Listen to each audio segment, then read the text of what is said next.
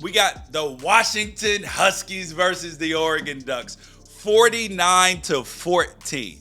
Why did they send a little freshman quarterback, Damon Williams, out there? You knew what was going to happen.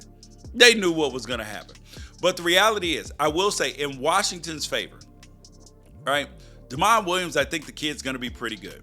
He finished 17 for 20, 201 yards, but he did get sacked 10 times. Some of them were his fault. Some of them, Oregon's defensive line was just way too good. And Washington, who was in the national championship game last year, they started that false belief of, oh, we can upset here. This can be our moment. We can upset the Ducks, and I know that it won't put them out of the Big Ten championship, but we can upset them. This is our angels in the outfield moment. Nah, bruh.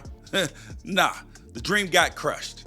Dream got crushed early. And Washington, their new head coach, Jed Fish, I think he's doing a good job. He's going to have a chance to build this thing, and he's trying to build it very Jonathan Smith-like over at Oregon State. He's going to bring in some transfers, but he's going to focus heavily on recruiting and development. That's what he's going to focus on. So this is a 2 to 3 year fix. Like in year 3, you should see some significant gains. But until they can put together a top tier roster, they will win some games that they shouldn't. But, is what it is. But Washington fans for all week, we're 3-0 versus Oregon in the last 3 games. Well, that's what it took to get to 5-15 in the last 20. And now it's 5-16 in your last 21. Oh, we won the most important games in Pac-12 history, the most important games in the rivalries history. Okay, and you went to the national championship and you lost. So I guess if Oregon beating you beating Oregon the last 3 times in the last 2 years is your Super Bowl, then so be it. We will continue on and ascend and go win a natty.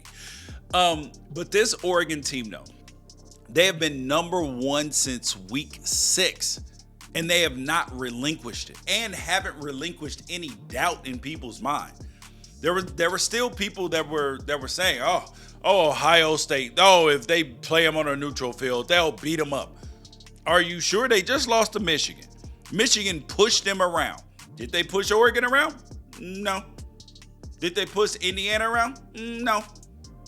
See, transitive property don't work. But that's the thing, is that this Oregon team is so balanced. They had 10 sacks against Washington, against a mobile quarterback. But here's the most impressive thing that they did. 37 carries for 43 yards. 37 carries for 43 yards. That was the most impressive thing that they did. And then they turned around and rushed it themselves 34 times for 226 yards at 6.6 yards per clip. Dylan Gabriel didn't even have to be too busy, only threw for 209 yards and 2 touchdowns. This team is balanced. They are deep.